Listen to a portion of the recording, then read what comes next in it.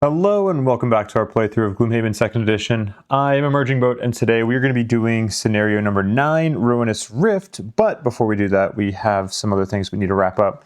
At the end of the last episode we did complete that scenario with Dwayne doing his last, his last scenario where he ended the scenario with 10 health, half health or less. So we need to read 122.3.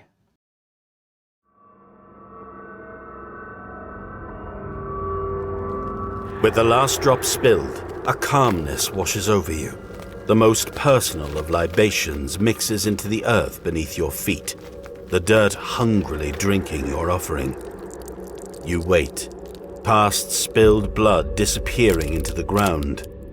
You wait, past the point where your wounds try to close themselves as there is nothing left to give.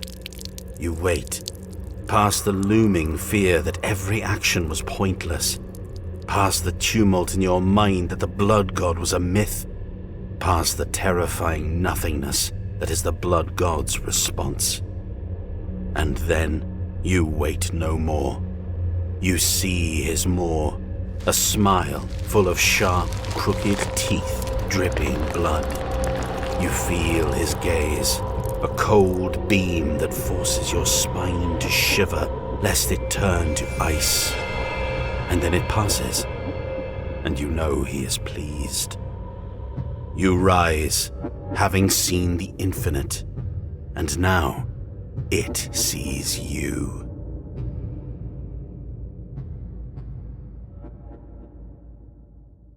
Dun, dun, dun.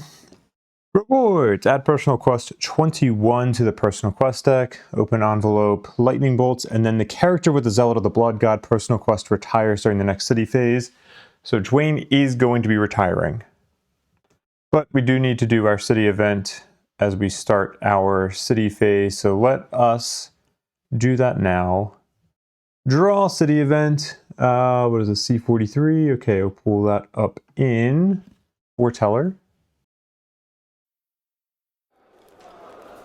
Hey, aren't you the mercenaries who took a crossbow bolt to the chest to protect that nobleman? A dock worker looms over your table in the sleeping lion, pointing at you with wonder in his eyes.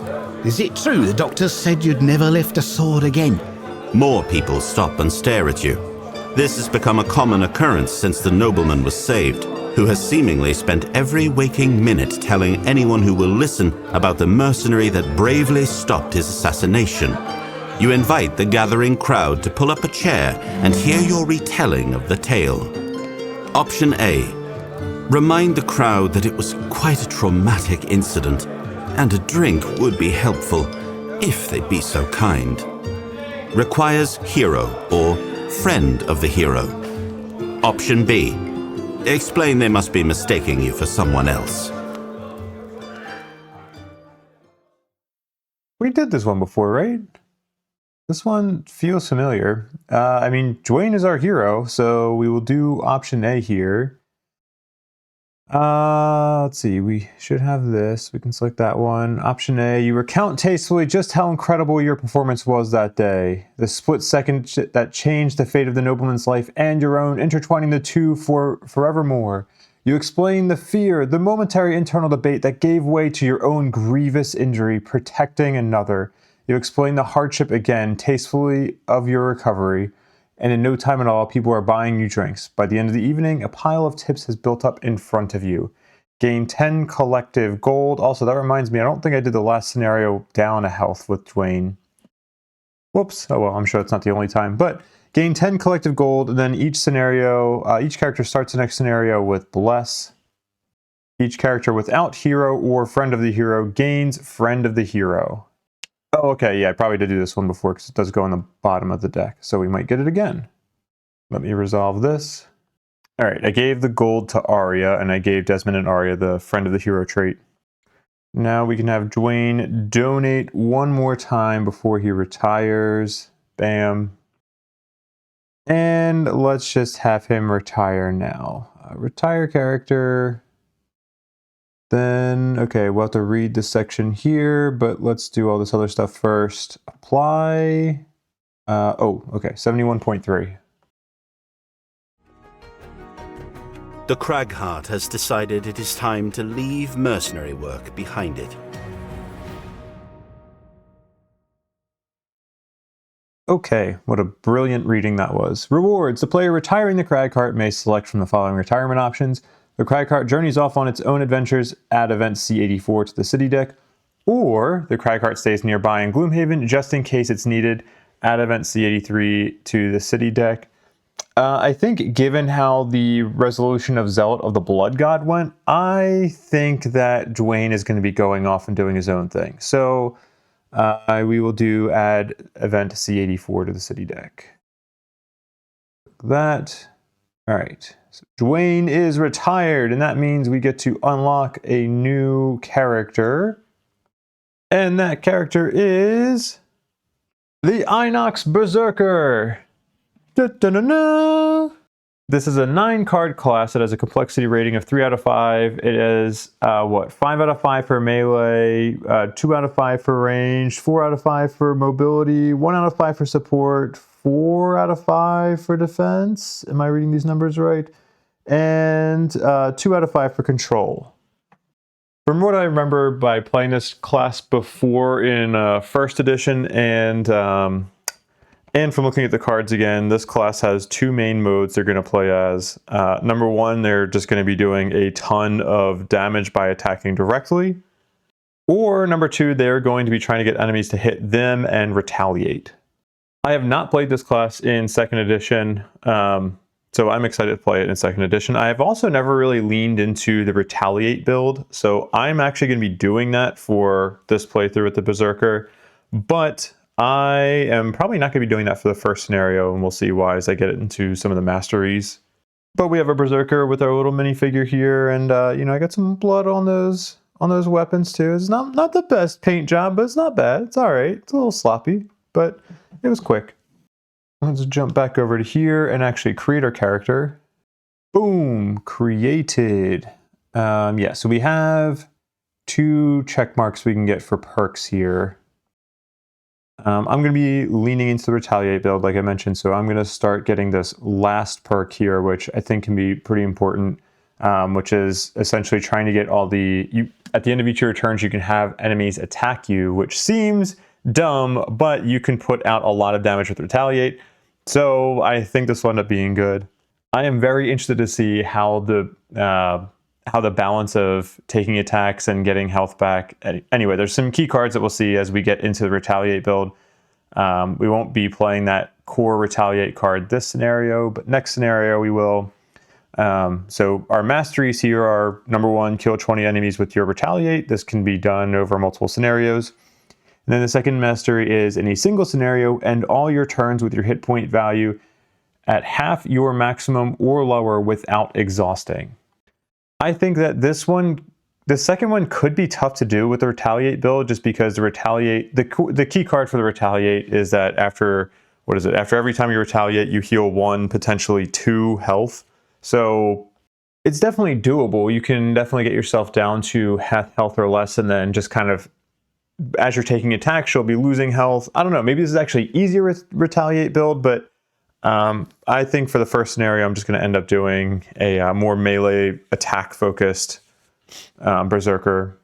So that way I can be a little more certain that I'll get this second mastery. And then after a few scenarios, I'm sure we'll just unlock that. First mastery, I'll have to keep track of that. I hate keep track of these long running ones, but that's okay. I did draw my personal quest already as I paused. So we got personal quest number 15, Escaping the Sin Ra. And this one reads, for the last 3 years, you've been a member of the nefarious Sin Ra Syndicate. The only way out is death. Last night, you killed the leader of your sleeper cell and stole his black card, the marker of a cell leader. Now you're on the run. Soon they'll discover your betrayal. Add events C69 and C70 to the event deck now. Then we also gain item 113, black card. It cannot be sold. Complete 6 side scenarios, aka scenario number is greater than 56, and then read a certain section. All right, I added the city events. This is black card. During your turn, place a character token on one normal or elite enemy within range 3. You and all allies add +1 attack to all attacks targeting this enemy. This is nice. It's a little unfortunate that we are going to be doing the retaliate build, because that will mean the retaliate is not going to benefit from this. But I mean, I think this is also paired very nicely with the summoner, so you know, it evens out. So we get this item to start. I also gave myself item 116, Fated Verses. I feel like I talked about this way early on in the playthrough, because you unlock this the first time you go into the, what's it called? The FAQ and read the FAQs. I don't know that I ever actually gave this to anybody in my party, because this was still in my locked items. So maybe I'm going crazy. I didn't feel like going back and looking at my past videos for this, but I'm going to give it to our Berserker now. And I also still need to name our Berserker, and I am going to name her Morrigan. And she comes in at level 2, so we do need to do a little level up decision with her. We have 2 cards to look at. Number 1 is Into the Fight. The top action is an attack 2, target 2, range 3, pull 2, add muddle, and gain 1 experience if your current hit point value is half your maximum or less. And then the bottom action is move 3, and you may suffer 2 damage to infuse fire and perform stun in range 1. And this is at initiative 78. The other card is Reckless Offensive. The top action is attack 4. You may suffer 2 damage to add +1 target and gain 1 experience. And the bottom action is move 3, consume fire to make this a move 5. And then you may also add another 2 movement and gain 1 experience if your current hit point value is half your maximum or less. And this is at initiative 21. So that total movement on the bottom of Reckless Offensive can be a move 7 without too much effort. And the top of Reckless Offensive is a really strong attack. It's actually similar to the top of, what's it called? Sawbones card Vaccine, but a little bit different criteria where, yeah, for Vaccine you can do, what, add 1 target and gain an experience if the target is damaged. For this one you just have to suffer 2 damage, and it's a little bit stronger off the bat. Anyway, I mean, that's an attack, that's basically attack 8, and actually with one of the key cards that you're probably going to be playing if you go for the attack build for the Berserker, that's really an attack 10, a non-loss attack 10 at initiative 21, and at level 2. That's crazy. That's pretty damn nice. However, I will be taking Into the Fight, because that forced movement is going to be very nice if I'm doing the retaliate build. Plus, it's a late initiative trying to muddle some enemies, so we can set some enemies up for disadvantage in late 1 round, and then the following round we can go in early with some retaliate and then force them to attack us. So I think for my build, I want to take Into the Fight, although Reckless Offensive is just a crazy good card. I do have some things I want to do with the other characters, so let's go with them one by one. For Desmond, we need to gain a perk. Let's close out this city phase for getting a free donation to the sanctuary. I will use this city phase to make, what's her name's donation? Morrigan's donation free. So Desmond will donate 10 gold, and I'm going to be enhancing a card. We are going to be enhancing the top of Vaccine with a +1 attack. So this can make it similar to the Reckless Offensive card that we did not take with Morrigan. And when this is combined with the top of Vital Strikes, then we are going to be getting an attack 5 and then an attack 4 or 5. So this is pretty strong. And I'm 95% sure that we can afford this, because I think when you're evaluating if like the multi-target or not for an attack for the cost of enhancements, it's you ignore the conditional stuff. So I think we just pay the cost of this like it was a normal +1 attack. So with our temporary enhancements, this will be 40 gold. So that's going to bring it down to 29 gold total. Okay, I don't normally put edits into my videos. You know me, I'm very lazy. But this is very clearly wrong. So I had to put some kind of edit in here to let you know that, yes, I did catch this. I know this is wrong. The FAQ very clearly states that if an ability can be made multi-target, then you have to treat the enhancement cost as multi-target. So unfortunately, I didn't actually catch this as being an issue until I was about to start recording like episode 25. I think 25, 25 is where I go in and make the correction. But even with temporary enhancements, this enhancement should cost me 80 gold. I'm only taking out 40 right now, but later on I take out 40 more, and then I also take 10 as like a penalty, interest, whatever you want to call it. Still a little unfair because I definitely could not afford this at this point. But what can you do? I try to make up for it. So just wanted to let you know, yes, I know this is an issue, but just let it slide for now. I will penalize myself later. Anyway, I guess maybe a little fun fact while I'm here. Including this one, sometime within the next 5 episodes, I do lose another scenario. Oh my gosh, gasp! Which one will it be? Who knows? Stay tuned to find out. I think that's all I wanted to do with Desmond. Let's jump over to Arya next. For her perk, I should start working towards this invisibility perk, but I want to start removing some of these minus cards. So I'm going to take remove 1 -1 card with replace it with a +0. After the attack ability, grant one of your summons a teleport 2. I think because we have the jellyfish that only has 1 movement unless we are infusing wind, I think it'll be nice to be able to have this teleport 2. It's just, I think it's a good offensive and defensive perk because the defensiveness can come from just using it to reposition your summons, or making it more offensive if you want to reposition it in a way that can attack more. Either this round from playing a card with Arya, with the summoner, or with having it be able to get into range to attack in the next round. And we're also going to buy an item with her, and that item is the Staff of Summoning. As a 30 gold item, and during your turn, grant one of your summons movement +0, and this exhausts, so you can use it again after long resting. So yeah, I'm going to be getting some additional ability to reposition my summons as needed. This does also have a requirement that you have to be at least the Merchant's Guild level 7 to unlock it. And I am at that. I'll show the party sheet shortly because I should show that. I haven't shown that in a little bit, I don't think. Close out of this. Was there something else I wanted to do? Oh yeah, sure. We can have her donate. And then that will end everything that we wanted to do with Arya. For Morrigan, how can we do her free donation? Should we just donate and then just give her 10 gold back? Yeah, probably. Let's do that. 10, we go up to 45. I'm going to hold off on buying some items for her because I do want to get some items from the next prosperity level. So that's all I'm going to do with Morrigan.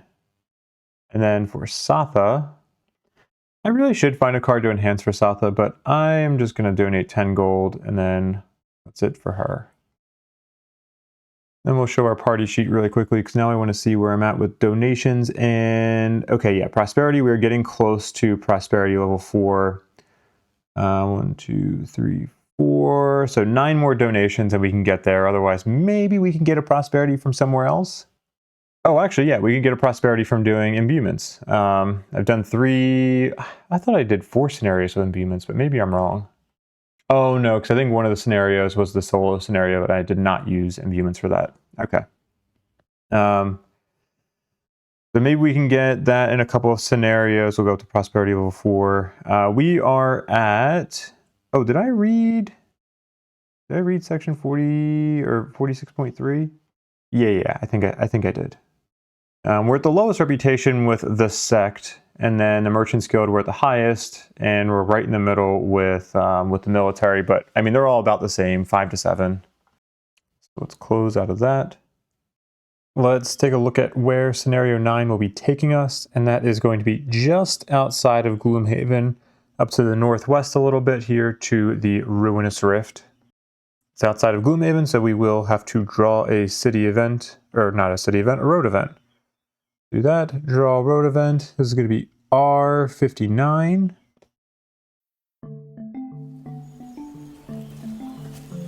After an early start out the city gates this morning, you're still clustered with a group of early riser travelers. Each of you is trying to give some separation, but you're awkwardly all traveling the same direction, so it may be hours before you stop staring at the back of their heads. The problem quickly solves itself, though. Riding up on horses, a band of rough men overtake and surround your group. They look grim and dangerous, and you immediately pull out your weapons as they approach. As the encounter is about to come to blows, you hear a familiar laugh. It's the Silent Knife, riding with these miscreants. Option A, call out to the Silent Knife. Option B, attack. Friend or not, those who prey on the weak should be brought to justice.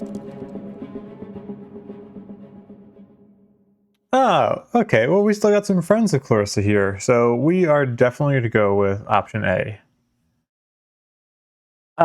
Trait, friend of the Silent Knife is present. Well, if it isn't my old crew. The Silent Knife, still clad in dark leather armor, leaps down from svelte-looking horse and comes over to greet you. You know what? This lot gets a pass. The Silent Knife winks at you and whispers, Sorry for the scare. I just slum it with these guys for some entertainment between jobs. No effect. Oh, okay, so nothing positive. Okay, nothing positive could come from this, so nothing happening is the good thing. All right, cool. Let's go ahead and mark this as done. Then let's jump into our scenario introduction.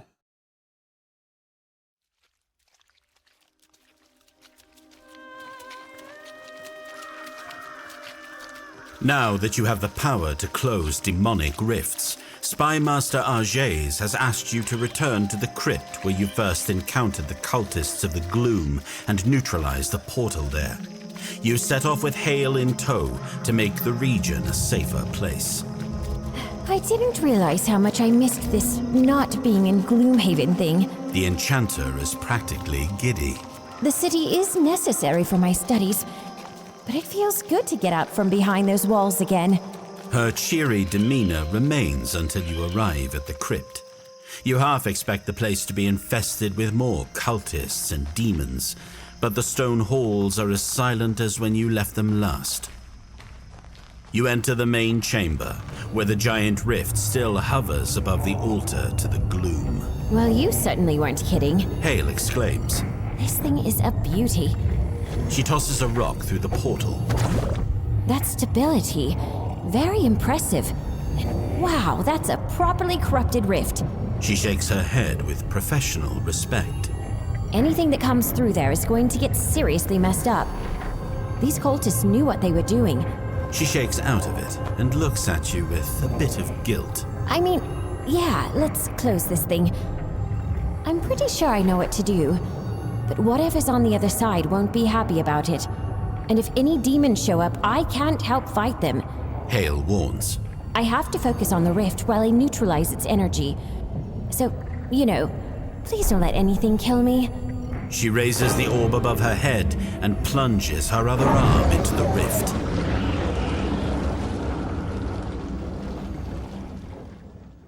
Okay. All right, Hale, we got your back. We have some scenario goals. The scenario is complete at the end of the 10th round. At the end of that round, read section 38.2. Wow, okay, only 10 rounds. I thought we were going until 12.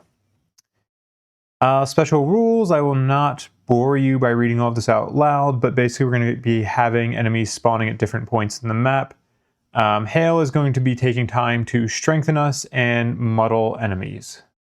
And then during those monster spawns, the first 2 rounds, it's going to be 1 monster each, and then from rounds 3 on, it's going to be 2 monsters each, and I think they're all going to be elite for us. Yep, because we have everybody participating. So with that, let's jump over to our scenario.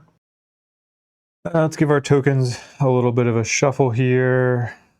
Okay, oh gosh, I saw that one was a 2. All right, 3, 2, 1, try not, I saw that one was a 2. Try not to flip them over my sticky fingers. All right, 3, 2, 1. Okay, let's do them in this order. Okay, well, I saw that was a 1. Whatever, let's put them in this order. One of these last 2 is a 1. I forget which one it is. Oh, let me put those in a better spot for the glare. Okay. Yes, this is a lot of empty open space here, but I didn't really feel like redoing my whole setup just to try to make it more focused in. So sorry, we do still have our battle cam here, so it's a little bit more zoomed in. Ooh, I love that it's showing which thing Hail is doing each round here. For this odd round, we'll be doing the muddle. Okay. It'd be a shame. It'd be nice if we were doing the strengthen on the odd rounds, because I'll benefit more from that. But I'm sure that was intentional. Let's do battle goals. Yeah, okay. For Desmond, we have Opener, kill the first enemy to die in the scenario. All right, that's achievable. Plebeian, never kill an elite enemy, named enemy, or boss. Not taking that one. And then Specialist, never perform a basic action.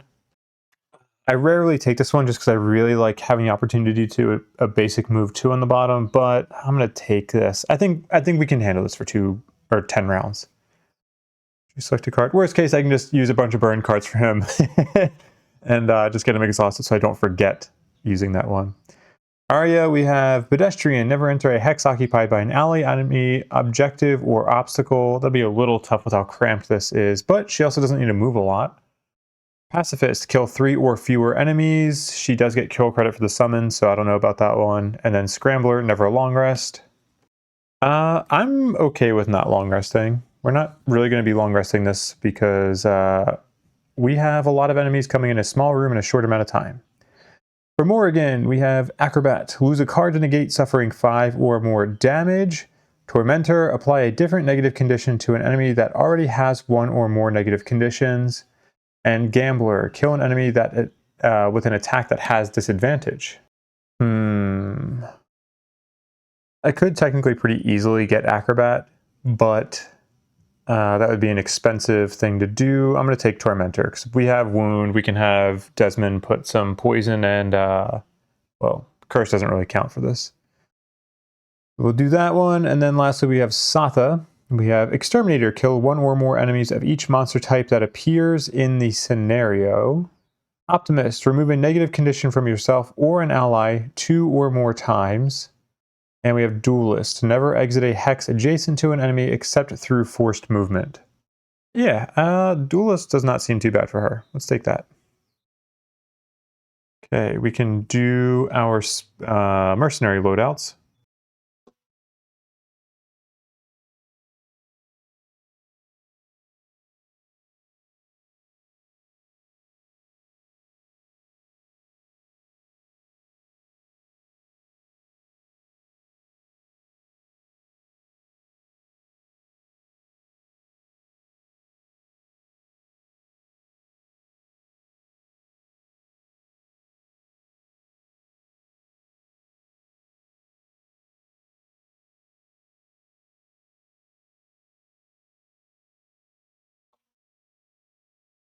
I have not shuffled my medical packs since the last scenario, so let me do that. And I also need to flip over one of these tokens to see what we are going to be fighting in the first round.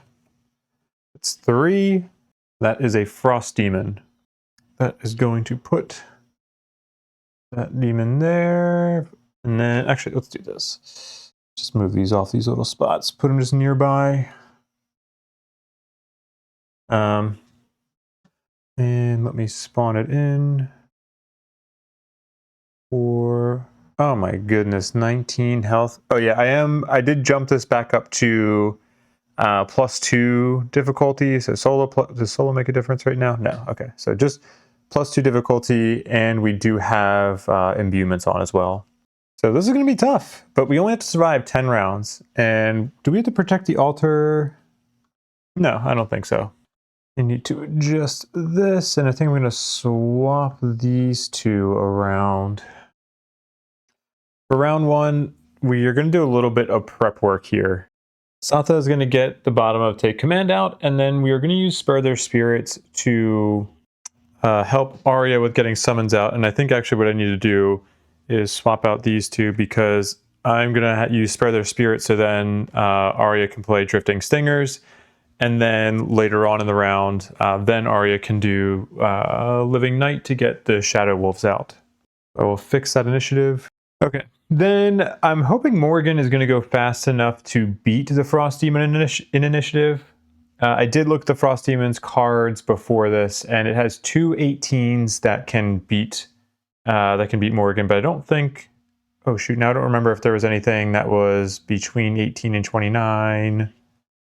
I don't think there was, but Ideally, we are going to go, we're going to use the bottom of Cauterize. Oh no, I do the movement second. Hold on. Okay, Satha's plan is not changing, but we are going to instead have Morrigan go late. I need her to get down to half health or less this round so we can try to get her mastery.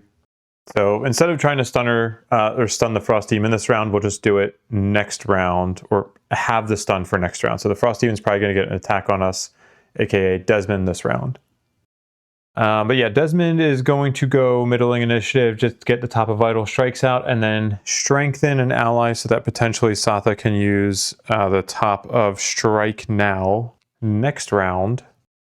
And then Arya is going to get the Shadow Wolves out. So at least by the end of this round, she should have all of her summons out, and we are prioritizing getting out that anti-retaliate ability as well.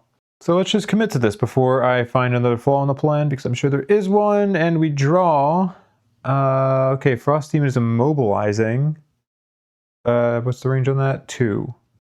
Okay, that's fine.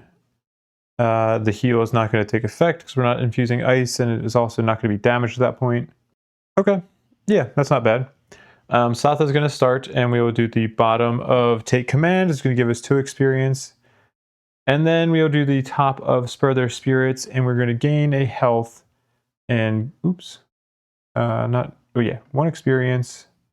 Health doesn't matter. We'll get a ward. And we will have Arya play Drifting Stingers, so we summon that jellyfish. Where are you at? Floating jellyfish, there you are. And then we're going to get 2 experience for doing that. That infuses wind. Oh, sorry, just 1 experience for that summon. And then that is going to end Satha's turn. Also, Satha should only have 2 experience. Okay. Next up, we have the Frost Demon, who is going to immobilize just Desmond. And that's all it's doing. Desmond will play the top of Vital Strikes, and this one actually does give 2 experience. And we will do the bottom of Booster Shot and Strengthen an Ally. Oh, I never got the jellyfish out. Let me do that. Put you... I guess we'll put you there. Yeah, that Strengthen is not going to help us out for next round because the only person who's already gone is Satha. So we're going to strengthen Morrigan just so that she is not going to blow that big attack. And that will end Desmond's turn. Morrigan's up next. We will do the bottom of Into the Fight and move 2, 3 there. Then we will suffer 2 damage to infuse fire and stun this Frost Demon. Stun, fire, damage. Then we have to suffer damage equal to our current hit point value, or half the current hit point value. So it's going to be 5, so that we can do the top of Blood Pact. Gain experience. It's going to be an attack 6 at advantage. Oh, fuck yeah! And that Bless was the second card, so it was because of that Bless? Hell yeah! Oh, that is great. Okay, so that is going to be 12 damage. Not bad for the first attack. Okay, let me make sure I can get this in one go so we have the stats correct. Okay, 12 damage done, then we're going to take 3 Retaliate as well, so we're already down to 2 health. But that's the life of Berserker. Alright, that's awesome. That is going to end Morrigan's turn. Arya is up, and we still do not get to have the jellyfish go because it never takes its turn in the round that it's summoned. But we will do Living Night top. And let's put these wolves here and here. And then we will do the bottom of Shadow Dart, and that's going to be a total of 2 experience. And that's it. Experience, we'll get those summons out. And that will end Arya's turn. Oh, wait a minute. Hale is strengthening this round. Okay, well, if you don't mind, then I'm going to do a slight retcon here and say that we were there instead, so now we can get everybody strengthened. All right, there we go. Hale is done, and that will end round 1. And then we're going to do another monster spawn. So let's do that now. What are we revealing? Number 5, which is An Earth Demon. Okay, let's put that back there. And spawn you in. Boom. Since we are all strengthened for round 2, it is time to go on the offensive here. Basically, what I want to do this round is go early with Morrigan and go up close to that Earth Demon. We're going to get an attack off and stun it. We're going to be down at 1 health, but then we're going to have all of our enemies stunned for the round, so we can just kind of take our time and attack as we please.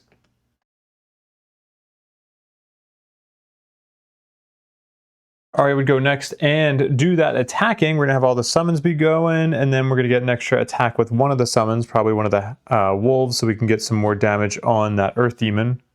We're also going to get the bottom of interrupting apparitions out just so we have some safety for our summons. We want to get that out as soon as possible because it is going to get crowded in this room very quickly. I'm hoping that the jellyfish doesn't do too much damage to that Frost Demon because I would like, what's your name? Desmond, I would like you to come in and do an attack on that Frost Demon because with that attack we can use that to heal up Morrigan a bit. And I think if the wording on this card says suffered, so I think we could be capped at the HP that the monster has at the time. And then lastly, we'll go with Satha. I'll use the top of Unleash the Archers, and hopefully by the end of this, I mean, the Frost Demon should definitely be dead. That Earth Demon may actually be close to dead. This may actually be a waste of Unleash the Archers, but that's okay. Let's go ahead and draw. All right, Frost Demon is stunned, so it's not going to matter. And then Earth Demon is going late enough that it won't matter either. So Morrigan starts. We do the bottom of Numb the Pain to move 1, 2 there. We heal 1. Then we're going to do the top of Dazing Wound. This is going to be an attack. I don't have my persistent out, so this is going to be an attack 3. We're going to suffer 2 damage to gain an experience and add stun to it. So attack 3 at advantage, +0 or +1. That's going to be 4 damage. And you are stunned. And that will end Morrigan's turn. Next up is Arya, which means the jellyfish goes first. And yeah, you'll go there. I guess I could go either. I want you to go there, actually. So you'll go there and do an attack 3 at advantage. Okay, +1 and +1 invisible. So that will be 4 damage to you. And then we can ignore that retaliate. And let's make the jellyfish invisible. Then the hound, wolf number 1 will go and do an attack 2 at advantage. +1 or -1, that's 3 damage. Okay, and then another attack. You should have moved up here. Another attack from a wolf. Attack 2 at advantage. It'll be another 3 damage. Very good. Then we'll do the bottom of Intervening Apparitions and the top of, Unwavering Hand. You get an experience for that. And this will not be an advantage, but this will be one of the wolves attacking at +1. So this is attack 3. Okay, 3 damage. And I can teleport one of my summons. Let's maybe teleport the jellyfish here. Then we keep all of our summons towards the top of this room. And we infuse dark with the bottom of Intervening Apparitions. And then that will end Arya's turn. Next is the Frost Demon who's stunned, so no thank you. Oh wait, no, I explicitly wanted to keep the spot open for Desmond. So let's have you go there. Or maybe we keep you here. Maybe we teleport you here.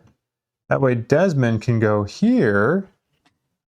Ooh, I like this. Now we're not worried about maximum damage. This is going to be an attack. We're going to wound that Earth Demon.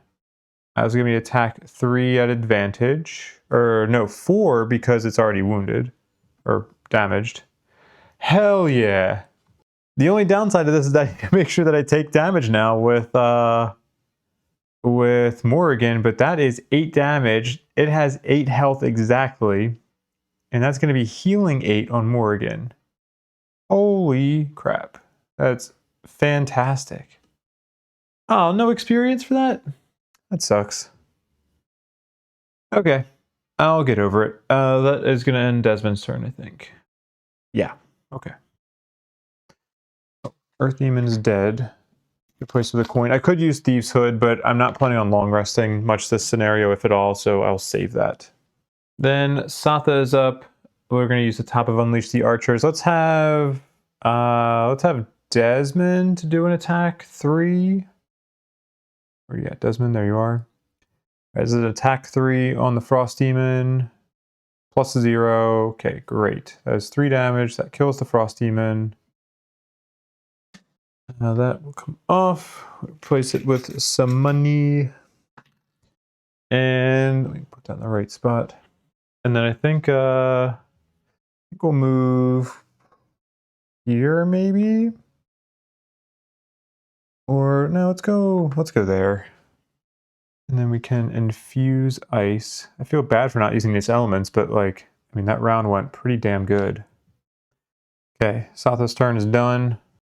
Hail has nobody to muddle. Sorry, Hail. And that is going to end the round. And then we're going to start spawning 2 enemies. Okay, what do we got? Number 4 is a Wind Demon. That's going to be at D. And then we're going to have number 2, which is a Flame Demon. Okay, high shield enemies. I was waiting for these so we can use Resonant Crystal. Oh, sorry, wrong screen.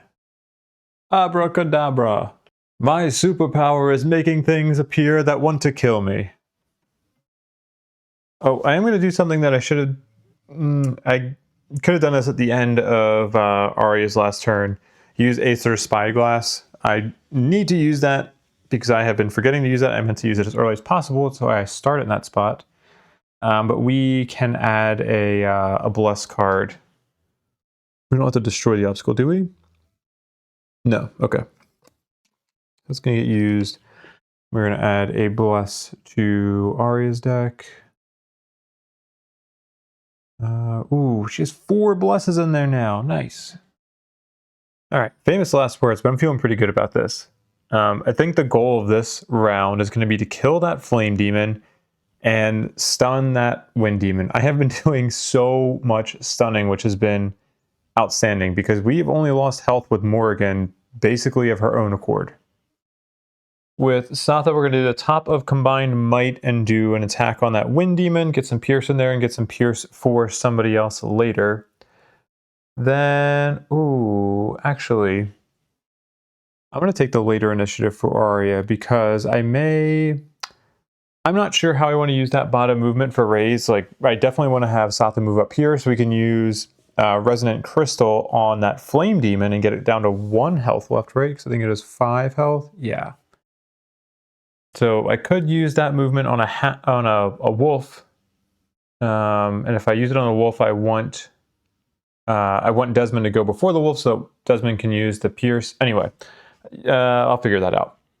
But we then will go with Morrigan, who is going to do some looting and then come down and basically just go next to how did I want to do this?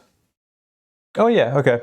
Since we are using the bottom of Raise, we're going to be able to do damage with that, and then by Morrigan just going down and stepping next to this enemy, she will kill that enemy. Plus we can force ourselves to suffer 3 damage, which is going to get us down to 6 health, which is exactly where we want to be at, and that's going to work out very nicely.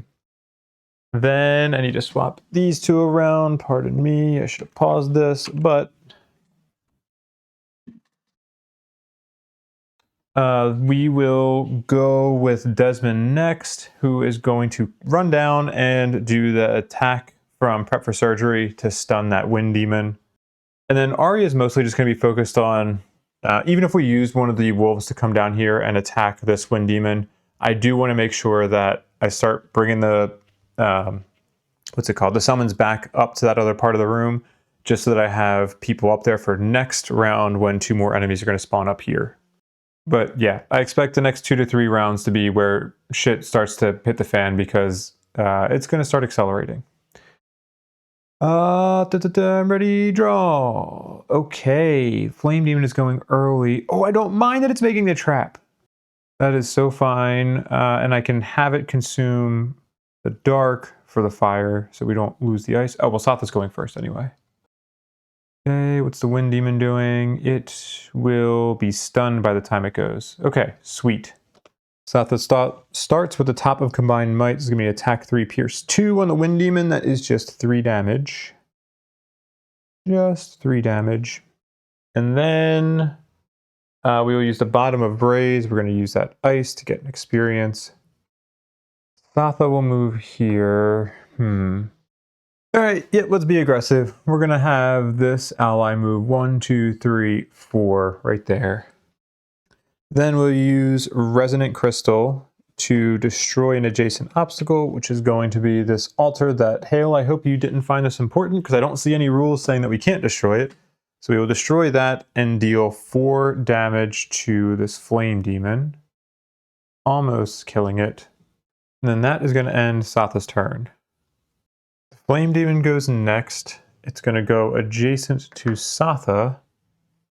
Then I think I can have it put the trap right there. Put that there just so I remember it's a 4 damage trap. Then it will consume the dark and infuse fire. And that's going to end that. I can't get over, like, holy crap. This is so... I mean, not only are we just getting away with when the enemies are actually taking their turn and not damaging, but this is perfect because this is going to set us up later to use Curious Gear. Like... I don't think I could have asked for a better start to this scenario. Also, sorry if there was noise in there. I just smacked my microphone as I was talking. But yeah, okay. Morrigan's up next. We will do that loot 1 from Shiny Distraction to start. So she gets her first loot. Good for you, Morrigan. And then we're going to suffer 3 damage to bring us down to 6 health. That way we can do a move 7, which is totally necessary. 1, 2, 3, 4, 5, 6, 7. And then we will use the bottom of Raise and cause that Flame Demon to suffer 1 damage, which will kill it. Boom. Go there. And that will end Morrigan's turn. No experience gained. Okay, moving on. Oh, actually, I wasn't thinking ahead. Retcon here. You'll have moved there. We'll have put the trap here because we still need Desmond to come down here and do the stun on the Wind Demon. Yeah, I think all that's legit. So Desmond's up. Desmond will move 1, 2, 3, 4. Cause the Wind Demon to suffer 1 damage. Yeah, there you are. And then this is going to be an attack 3, pierce 2 with stun. We get an experience. Attack 3, pierce 2, -2. Okay, something bad had to happen at some point. That's just going to be 1 damage, but it's stunned. And that will end Desmond's turn. Arya's up. So Jellyfish will move here. Wolf 1 will do an attack 2, pierce 1. Yeah, attack 2, pierce 1. That is a bless. That is going to be 4, pierce 1, which is going to be 3 damage. Then Hound 2 is going to move 1, 2, 3. And then Arya herself is up. And we will move this wolf 1, 2, 3. And then move, this wolf, 1, 2, 3. That gives us an experience. Also, I could have had the Jellyfish move here. I think both of those are still valid. And that way, when an enemy spawns here, I think I'd prefer for them to all group up against one enemy to start. And then for that Strengthen, I am going to use that Strengthen on our Jellyfish friend. Okay, and that infuses fire, but fire is already strong. That's going to end Arya's turn. The Wind Demon would go, but it's stunned, so it doesn't. And then we strengthen everybody within range 2 of Hail. Okay, so some more minor corrections to positioning here for the summons. I think we'd have kind of had you go there and you go there. Now everybody within the range 2, so we do that. All right, great. Strengthen is applied, and next round. and we spawn more enemies. Next enemies spawning are number 7 and number 6. That is a night demon for 7 and a sun demon for 6. Spawn the things! Boom, for round 4. We're going to go early with Arya so we can disarm most likely that night demon. And then we're going to use the bottom of Burning Passion so that we can negate the next damage, which should negate the attack from the sun demon, assuming it doesn't use an AoE. Because there is one card that'd be really annoying if it pulled. But otherwise, we should be okay. And second, I actually need to be going with Desmond. 1 second. That also made me change a card for Satha as well. But second, I'm going to go with Desmond. Do an attack on this wind demon with vaccine just to get the experience. And then I also want to be saving... What's the other card that I have in my hand? I want to be saving the top of Hamstring so I can position myself next round to be here and then doing an attack and immobilize on whatever enemy comes up there. But for this round, we should be killing that wind demon and then, yeah, moving here and granting some movement to our friend Morrigan. Then on Satha's turn, she's going to use her weathered boots to get up close to that night demon, do an attack with strike now, and then allow another ally to play a card. And I'm not even sure what I want to do with that yet, but I can do it, so I'm going to do it. And then she will be able to give +1 attack to Morrigan when Morrigan goes next at the, well, I guess not the end of the round, but end of our characters. We're going to be doing the bottom of Unbridled Power. The Retaliate's not going to do anything for us, I don't think, but we will be able to use the attack from Defiance of Death to get a nice blow on that Night Demon. And we want to be doing some attacks on the Night Demon this round since we have Strengthen, so we can at least negate the disadvantage we would get. Let's switch to here and draw. Okay, Night Demon's not going till fairly late. That's good. Sun Demon. Okay, fantastic. Not doing the card that I thought I was going to do, although I actually forgot that I had this. Consume Sun or Consume Light to be able to target all. Yeah, that could quickly become a problem. But Arya starts. Who's going first? The Sun Demon would actually be after the Night Demon. So the Jellyfish is going to come here and do an attack 3... neither advantage or disadvantage, but I also, this is totally unrelated, but I was just looking at Duelist and I realized I failed this because I moved out of an adjacent hex with Satha. So put that sideways to show that I failed it, and then let's go back to the attack for the Jellyfish. This is just regular. Fuck yeah, baby! Oh my god, all of these. I forgot, I also need to be using Ranger Hood, but it lucked out. And I have so many items I can use with Arya. Okay, so this is 6 damage to that Elite Night Demon. That is big. Big, big, big. Okay. Wolf 1 will go up here and do an attack to Pierce 1 on that Sun Demon. This will be at advantage. -2 or time. Oh my gosh. How many more blesses do I have in here? 2 more. Okay. That's going to be 4 damage to the Sun Demon.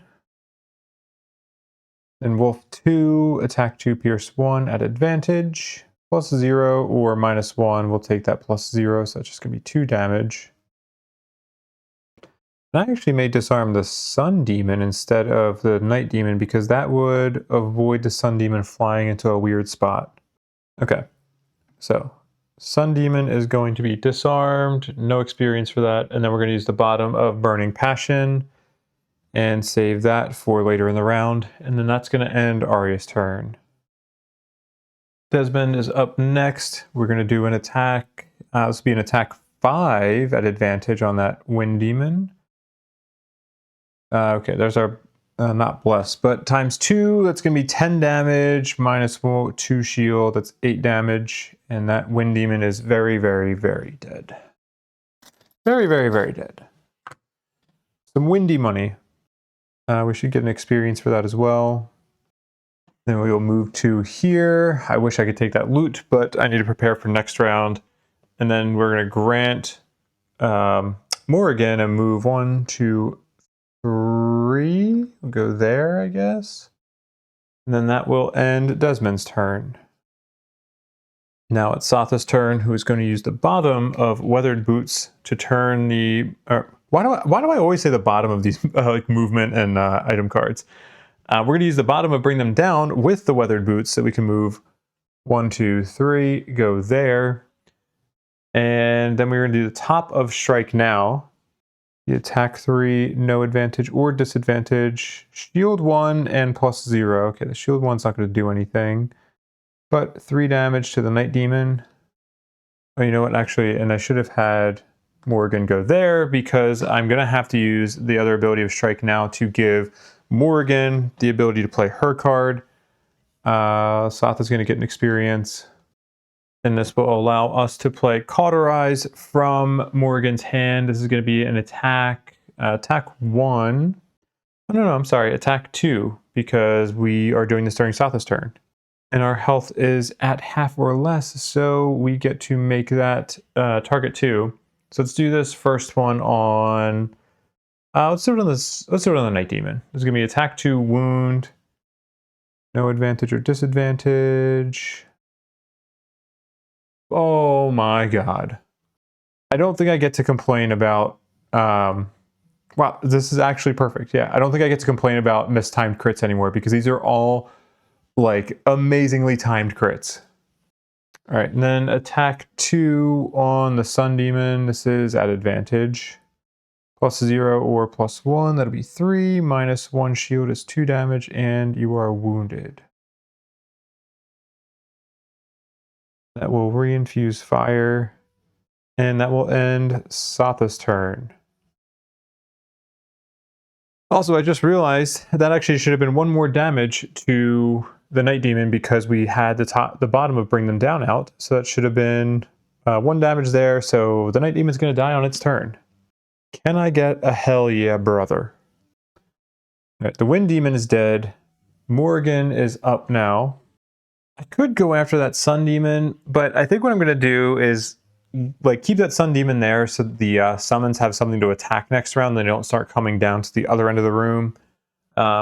So instead, let's just go 1, 2, 3 on top of this money token. And that's all we're going to do with Morrigan. Experience.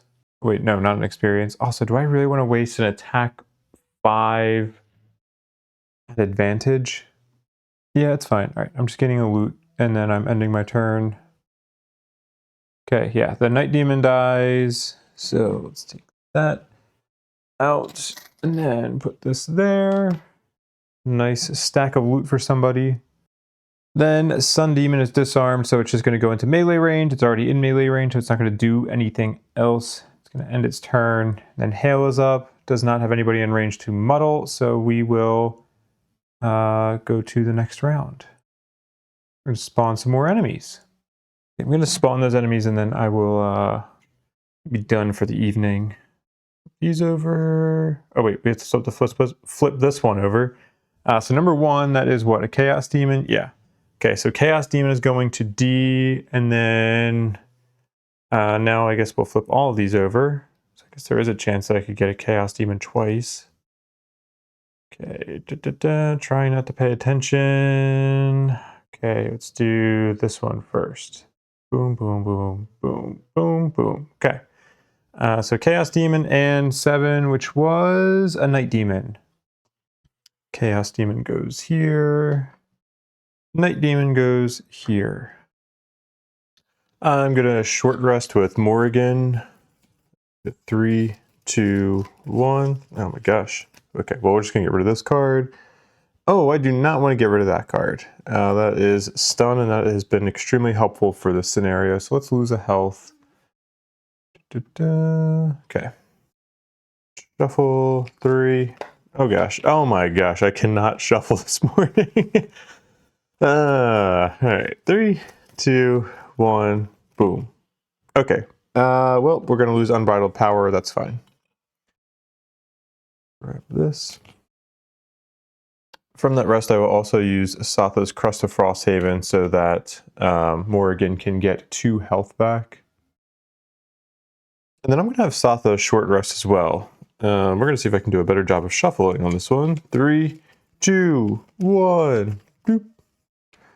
We're losing combined might. Let me think about that. Yeah, I guess that's okay. All right. For round 5, we're going to have Desmond going early to immobilize the Night Demon over here. We can use that to basically take the Night Demon out for the round. Then we will have Morrigan go and stun the Chaos Demon. Then Arya can have her summons hopefully just kill that Sun Demon, and she can get wound out on the Chaos Demon and Night Demon. And then Satha will allow us to get some damage off on whatever enemies are left. Let's go ahead and draw. Ooh, Night Demon is going early. Dang, okay. So that is going to attack Desmond. That's fine. Chaos Demon should be stunned. And Sun Demon will hopefully be dead. I also forgot that Chaos Demon has a ranged attack. Oh, actually, it might have multiple. Anyway, the Night Demon is going to start and do an attack 4 on Desmond. +1, that's 5 damage. Alright, well unfortunately we have nothing to really mitigate that. So we'll take 5 damage. And Dark gets infused and Night Demon is done. Desmond will go and start with the attack. This will actually just be an attack 4. We're not going to get any benefit from, Vital Strikes. Attack 4, we get an experience. Oh, it's in a disadvantage too. So no damage. Oh my gosh. Dang it. I am finishing this scenario on a different day than I had all the good pluses, so maybe I've wasted my luck. So no damage, but it does still get immobilized. And then we'll just have Desmond step back over here, and that will end his turn. Morrigan's up next. She's going to step over here, heal for 1. And then she is going to, well, I'm just going to lose that 2 of those health. And what is it? We're going to lose 2 health. We're going to gain an experience. We're going to do an attack 3 and stun. Yep, that looks right to me. Attack 3 stun. Is there any enemy or items I wanted to use? No. Okay. +1, 4 damage and stun. Okay. And that'll do it for her turn. Chaos Demon's up next, but it is stunned. That brings us to Arya's turn, where the jellyfish will move over here and do an attack 3. Yeah, attack 3 on that Sun Demon. Boom, -1, that's 2, only 1 damage after the shield. Wolf 1 does an attack 2, pierce 1. +1, that's 3 damage.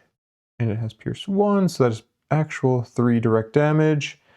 And then another attack 2, pierce 1. Nice, that's bless, so that's going to be 4 damage to the Sun Demon. It's going to die on its turn because of wound. How many blesses are left in her deck? Oh, just 1. Okay, we've drawn a lot of them.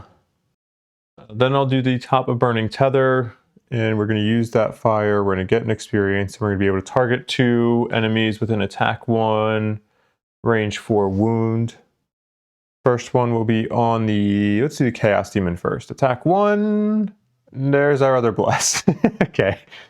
2 damage on the Chaos Demon, and it's wounded. And then we'll do the, what's it called? The Night Demon next. Disadvantage. Okay. That's just going to be 1 damage and wound to the Night Demon. And then for the bottom of Unending Dominance, we're not going to use our move 2, but I think I am going to have this wolf come down here, so that way it will get strengthened. I could have the jellyfish come down, but I think even though getting the attack from the jellyfish strength would be better for the damage, what I'd like to do is that when we have an enemy spawn here in the next round, I want all my summons to be focused on that enemy. And if I bring the jellyfish down over here, there's a chance that it's going to go in after the enemy that's going to spawn in that spot. But that will end Arya's turn. Actually, for Arya, let's have her. We'll have her moved down here. And then for Satha's turn, I'm going to move 1, 2. I think I'll just go there. And then she will infuse ice and grant both Hale and Arya an attack 3 at range 3. Let's do Hale first. This is going to be on the Chaos Demon, so attack 3, -1, that is 2 damage. And then, where's Arya at? Do an attack 3, also -1, so that's just 2 damage. And then that is going to end Satha's turn. The Sun Demon dies on its turn, so we replace that. And then now it's Hale's turn, and she is going to strengthen everybody except for Desmond and the jellyfish. That will end that round. Yes, they did all go. Oh, Hale should not be strengthened. And then we're going to have to spawn 2 more enemies. That is going to be, let's see, number 6 and number 3. So this would be 6, this will be 3. What are those again? 6 is a Sun Demon, 3 is a Frost Demon. Alright, so we'll put the Sun Demon there and the Frost Demon here.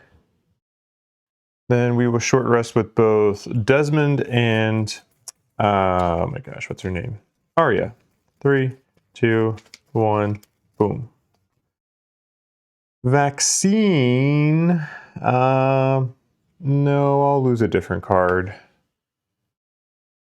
I haven't really been getting that much value out of that from the second target because I've been killing things quickly enough, but I really like the initiative and the ability on that, so I don't want to lose it. Boom. Booster shot, that's fine. I can lose that. Okay. And then we have Arya. 3, 2, 1, boom. Unending Dominance. Nah. I mean, I probably shouldn't. Let me think. Nah, I think we're okay to lose that card. I'm not gonna change it because I don't want to lose my 2 lower initiative cards, nor do I want to lose the card that I have that disarms. For round 6, I already realized that something I wanted to do wasn't going to work. So give me 1 second. Okay. Yeah, my thinking, the thing that I messed up in my head was that I was thinking I could get here with Satha and move Morrigan over 1 spot, but I need to move first with Satha, so that would not work. So Satha is not going to be taking advantage of that attack 3 from the top of strike now, but we are still going to allow Arya to play, what is the card that gives her summon attack +1? Anyway, we'll play that card so that Arya can get the Frost Demon hopefully close to dying this round. Most likely not dying, but close. I could also move Satha up to start attacking the Sun Demon, but actually I want to wait until next round because we're going to spawn another enemy down here, and then I want Satha to be able to use her card that allows her to target 2 enemies and stun them. Implicable Advance. And I only have move 3s with her because I don't have the boots, so I need to keep her out of melee range with that Sun Demon. Anyway, after Satha goes, we're going to have Arya go, who is going to probably disarm the Sun Demon and then have one of her summons not take damage this round. So the Frost Demon will probably do an attack on the jellyfish so we can negate that. Then when Desmond goes, he is going to do an attack 2 on the Chaos Demon. He's going to allow Morrigan to do an attack 3. Both of those would be advantage, so the Chaos Demon should be close to dying. And then for Morrigan's turn, I'm hoping that Chaos Demon will not be dead because I want to do the bottom of Cauterize just to be able to get an Immobilize off on that Chaos Demon to complete our battle goal, Tormentor. And then we will do the top of Strength and Agony, which should hopefully kill that Chaos Demon. So let's see how that pans out for us. Okay, the Sun Demon is going early. Oh, okay, I won't have to worry about it attacking. The Night Demon is not moving, so that Immobilize doesn't really do anything for us anyway. And what is the Chaos Demon doing? Ooh, okay, we want to make sure that Chaos Demon dies. And the Frost Demon, okay, the Frost Demon I need to disarm. Okay, got it. Okay, we will consume this ice mainly just to get an experience, and then I'm just going to have Desmond move here, so that way we can get 1 damage off of the Night Demon, because Desmond will be able to move out of range of its attacks on his turn. And then we do the top of strike now. We don't do anything with the attack 3, and then we grant Arya the ability to play the top of unwavering hand. So Arya will get an experience, and she is going to allow... We're actually going to give the attack to Wolf 2, and this is going to be an attack 4 because it is during Satha's turn, so we still get take command. And the Wolf is strengthened, so I'd rather do an attack 4 at advantage than an attack 5 not at advantage. So attack 4 at advantage, +1, or +1 go invisible. That invisible is not going to help us really, so I'm not even going to add that on there. It'd be 5 damage to the Frost Demon though. Where is it at? There it is. Okay, 5 damage, and then that will end, that'll end Satha's turn. We can also give Satha an experience for that. Then Arya's up, the jellyfish is going to do an attack 3, +1, that's 4 damage to the Frost Demon. Oh yeah, no, that is not advantage. But the Wolf 1 is going to come up here and do an attack 2 at advantage. +0 or +1, that's 3 damage. And then another one of those, -1 or null. Okay, that is just 1 damage.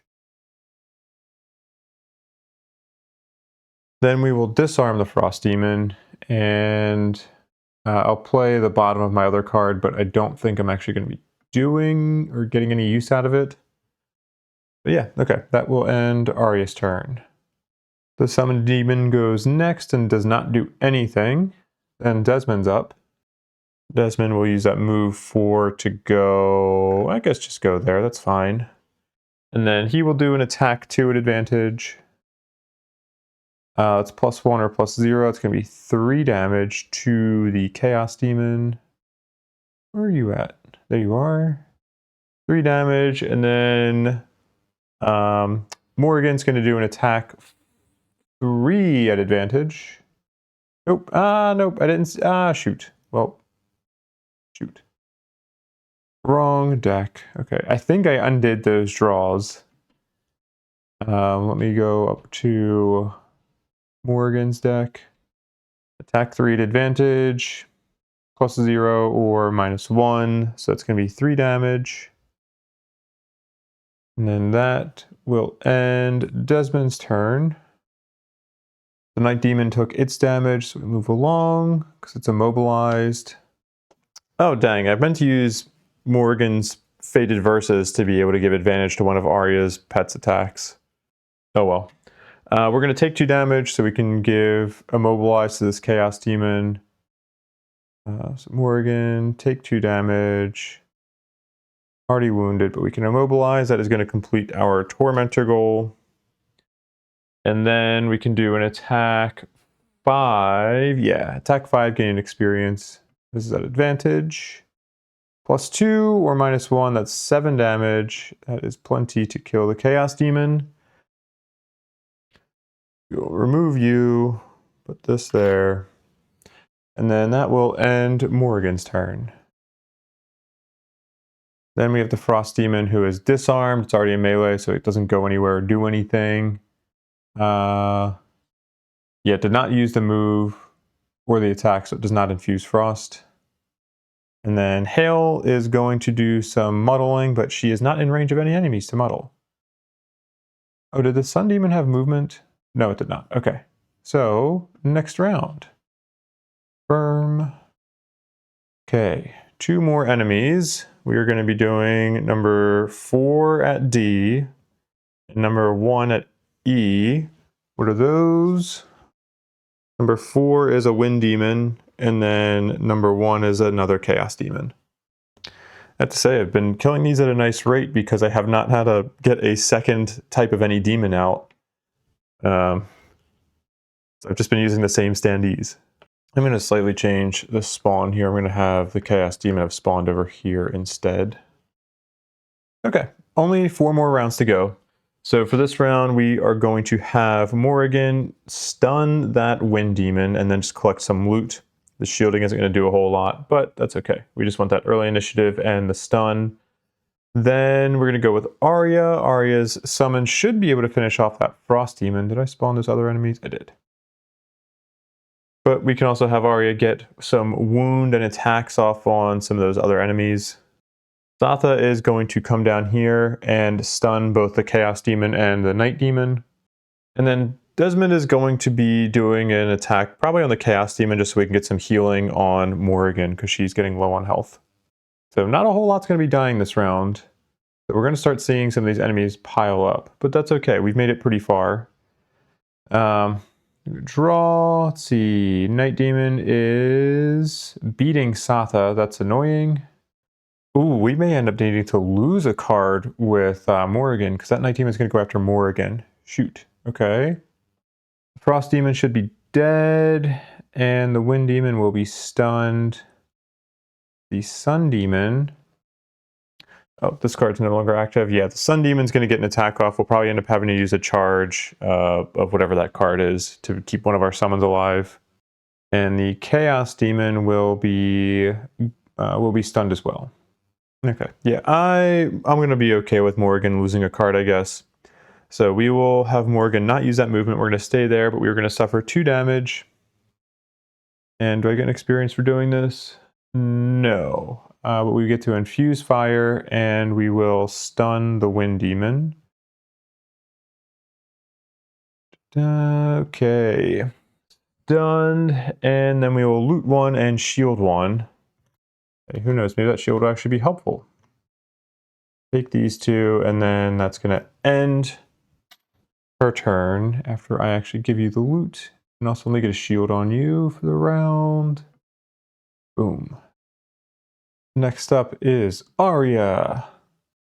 The jellyfish attacks for 3. No! I really should have used the Ranger's Hood. I keep forgetting I have that. Ah, damn it. Alright. Wolf 1 does an attack 2. Okay, 4 damage.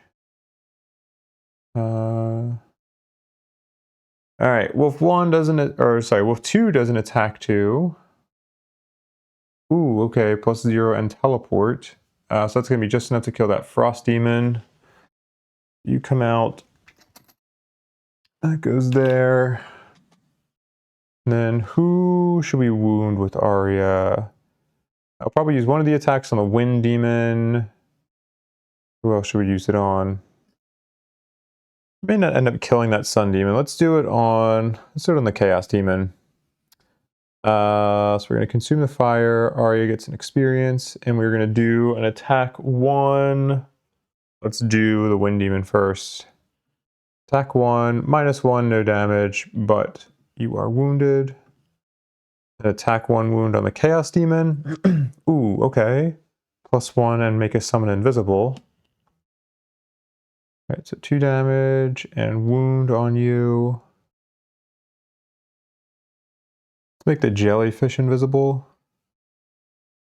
Ooh, invisible. And then I'll use the movement, boom, boom, go back here, and we will infuse wind. Okay. Oh wait, does the Night Demon not have a movement? No, it does. What happened to its card? Yeah, move 5, attack 4. So it is going to go 1, 2 there, and Desmond, Morrigan, and the Chaos Team are going to suffer 1 damage. Oh no, actually the attack 4 happens first, and that it could end up mattering. Most likely not, but attack 4 on Arya, +1, that's 5 damage. Arya's gonna, or not Arya, Morrigan's gonna have to lose a card. I will lose Blood Pact. And then everybody suffers 1 damage. Okay, there we go. Just applied that. Oh, it's going to be consuming an element to create dark, so let's not give it that benefit. We will just say we did not use that movement with Arya to generate that wind. Okay, that will end the Night Demon's turn. Satha is going to move 1, 2 down here. We're going to do an attack 2 stun on both of those enemies. We're going to get 2 experience.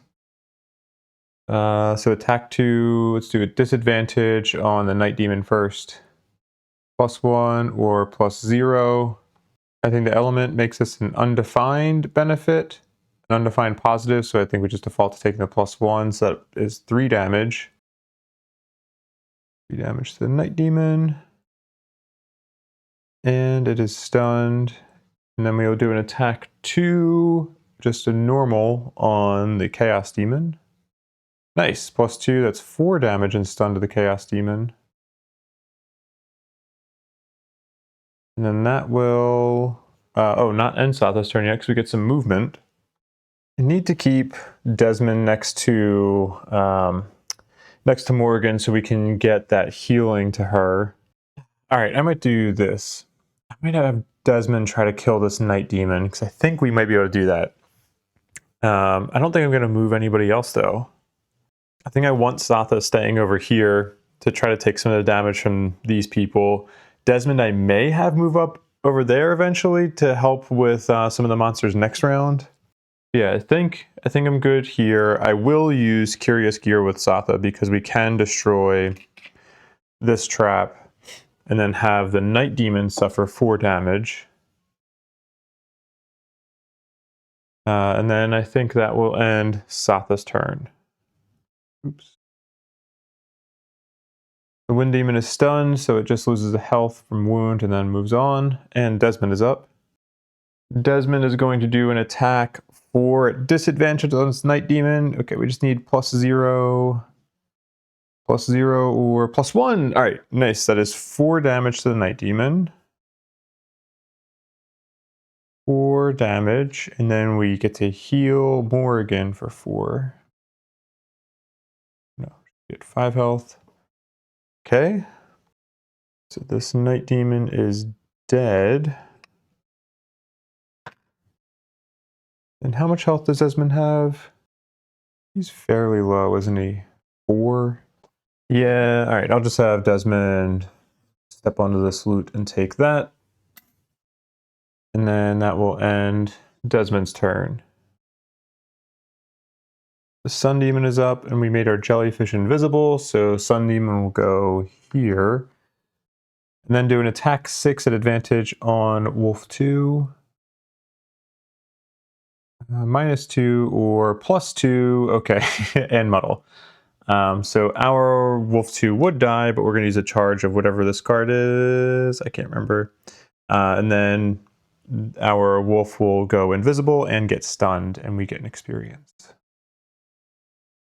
Okay, so stunned, invisible, Muddle. And then that should end the Sun Demon's turn, and the Chaos Demon is stunned. And then Hail goes and strengthens everybody. Well, actually, not that many people. Oh no, okay. Everybody except 2 of the summons. Boom. All right, Hail's done. Next round, and we're going to spawn 2 more enemies. These will be at B and C. That is going to be number 2 at B, number 5 at C. That'll be a Flame Demon at B. And then a Earth Demon at C. I can't see where you're going. Ha ha ha. This card is getting discarded from Morrigan, and I do need to short rest with her. 3, 2, 1. Boop. Strength and Agony. Yeah, that's fine. We can lose that.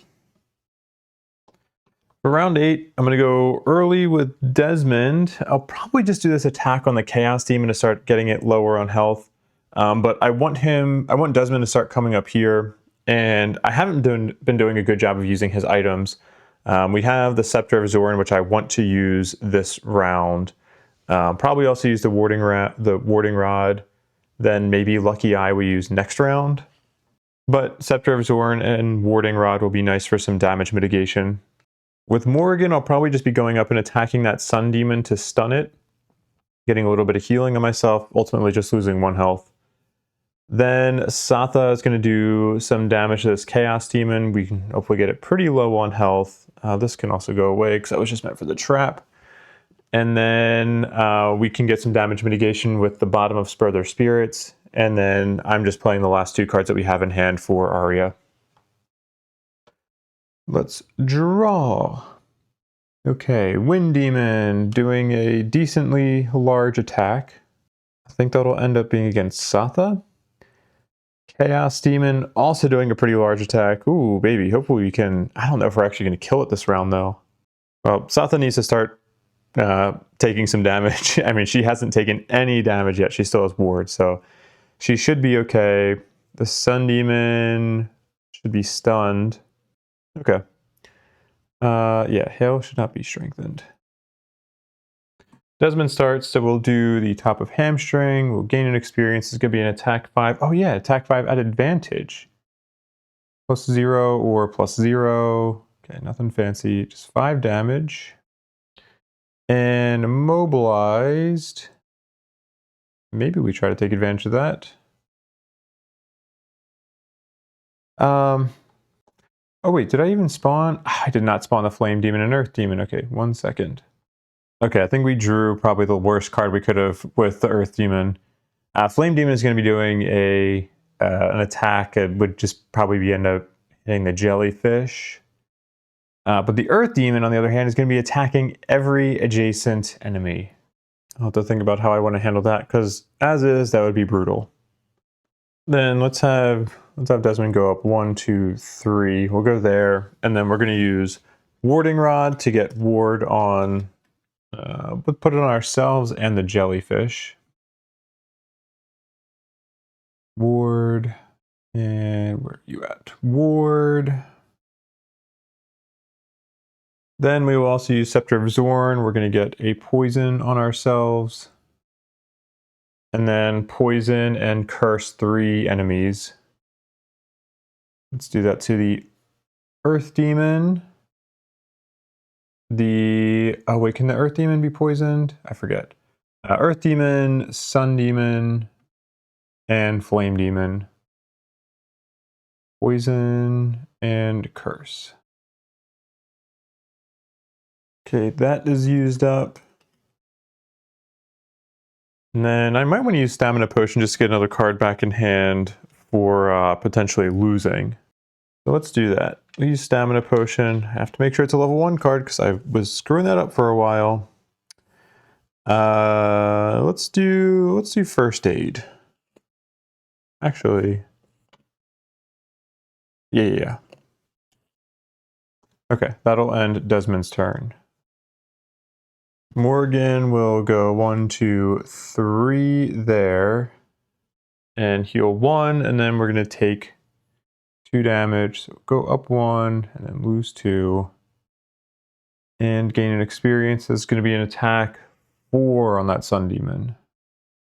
Attack 4 at advantage, +0 or -1, so that's going to be 4, so 3 damage after shield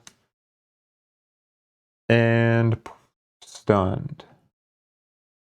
And that will end her turn. Satha will... Do I want to reverse these? No, because I do want to use the bottom of Spur Their Spirits. So we'll do bottom of Spur Their Spirits, and then we'll do top of Outmaneuver. So we're going to get an attack 3 at advantage on the Chaos Demon. -1 or +0, so that's 3 damage. Oh, actually, and is that Wind Demon is doing a pull, right? Ooh, it says pull 1. I could use the bottom of Spur Their Spirits to do a basic move 2 and avoid, avoid this attack 7, but Satha has so much health, I'd rather be able to save health from another ally, even if it's going to be a bigger attack against Satha. She has so much health, so many defensive items.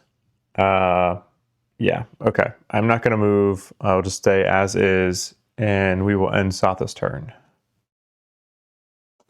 The Wind Demon will not have to move. It'll do an attack 5 on Satha. +0. She's still warded, so that goes down to 2 damage. 1 damage because we shield 1 from Hide Armor. Then why not? Let's use Heat or Shield as well. So no damage. We do get pulled here. And then we infuse Wind, and that will end Wind Demon's turn. For Arya, the Jellyfish will go and... Oh yeah, okay, this Earth Demon is actually beating the Sun Demon. So the Earth Demon is going to get attacked for 3. This is not at advantage. -1, so 2 damage. Oh, 3 damage because of poison. Then Hound or Wolf... Oh wait, I did this on the wrong wolf. All these effects should actually be on the other wolf. But it doesn't really matter. We're going to get 1 attack 2. This is going to be from Wolf 1, who is not strengthened, or should not be strengthened. So that's -2, so it's no damage. How much damage is the Earth Demon doing? It's an attack 4. Okay, let's do this. We're going to strengthen, I don't know, Wolf 1. You know, let's just do Wolf 2 because of all that other stuff that I mistakenly put on Wolf 1. Then we're going to use the top of Mighty Bond. We're going to get an experience, and let's move this wolf 1, 2, 3. And then we're going to use the Staff of Summoning and have this wolf move 1, 2, 3. That way we can reduce the amount of targets that the Earth Demon is going to be hitting. Actually, let's leave this wolf up here to avoid what's her name? Morrigan from having to take damage. I'd rather the wolf take it. So in that case, we would not have used the Staff of Summoning. And I also want, I actually want Wolf 1 to be strengthened. So let's just end your turn so those things go away. And strengthen you. Oh, and we infuse fire. Now the enemies get to take their turns. The Flame Demon is going to be attacking Desmond because Desmond went first, so this is going to be an attack. Oh, dang it. No, okay, you know what? I will not have done that strengthen with Arya because I forgot we were going to be having to worry about this. So we would just have not used the bottom of that other card for Arya. So Desmond is poisoned, so this is going to be an attack 5 on Desmond. -1, that's 4 damage to Desmond. That is... oh, okay. And then that goes away. So it's going to be 2 damage, but then we negate that from the bottom of Spur Their Spirits. So Desmond suffers nothing. This will get discarded. That ends the Flame Demon's turn. Then the Chaos Demon is up. It will do an attack 7 muddle on Satha. That is 8. Use the last charge of the hide armor, bring it down to 7 damage. And that's a lot of damage. Oh, and she's muddled. No element infusion, no dark to consume, so we go to the Earth Demon. Yeah, the Earth Demon will attack the jellyfish first, so it's going to be an attack 4, and there will be an immobilize on this. Attack 4, +1, that's 5 damage. It is warded, so we bring that down to 2 damage. And then attack 4 on Wolf 2. +1, that's 5 damage. That would kill that wolf. So we use another charge of this. So, and this is Wolf 2. So we're going to do the right wolf this time. It's going to be invisible, stun, and immobilized. And the jellyfish is immobilized as well. That ends Earth Demon's turn. Then the Sun Demon goes. It is stunned, so it does nothing. Then Hail is going to muddle just that Sun Demon. And then we go into the next round. Alright, we gotta shuffle these up. Shuffle those bad boys up. Alright. I am trying to avoid my sticky fingers from lifting these up. They're not really sticky, they're just kind of clammy? I don't know, is that worse? Alright. Do this. Boom, boom, boom. Alright. And let's flip these 2. That's numbers 1 and 2. There's going to be Chaos Demon, who we'll put here, and a Flame Demon that we put there. I'm going to short rest with Arya and Satha. 3, 2, 1. Forge Ferocity. Yeah, I can lose that. Also, I am just realizing I didn't use Warden's Robes, but that's okay. Short rest with Satha. 3, 2, 1. Losing strike now. That's fine. We're going to go back to our roots here of trying to just get stun and disarm and avoiding attacks, negating damage. All we got to do is survive 2 more rounds and we're good to go. So Morrigan is going to come up, probably stun the flame demon here, and then just loot the 2 little loot tokens underneath it. Arya is going to disarm an enemy, maybe one of the chaos demons, maybe the other flame demon, maybe that earth demon. Could be anybody, who knows? Then we're going to use the bottom of Burning Passion. That way we can negate 1 attack on one of our summons. Satha will use the bottom of Spur Their Spirits again, and then we were going to do the top of Unleash the Archers. I want to try to kill this chaos demon, this chaos demon number 2 at least. That one's only got 4 health left, so hopefully we should be able to kill it. And then Desmond's going to stun somebody as well. So, let's draw the Chaos Demon. Okay, yeah, we want to... Oh man, Satha's not going to be beating the Chaos Demon.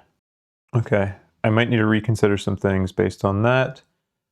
Wind Demon, attack for target 2. Okay. Sun Demon. Ooh, what's attacking all adjacent enemies? That we have to either stun or disarm you for sure. Flame Demon.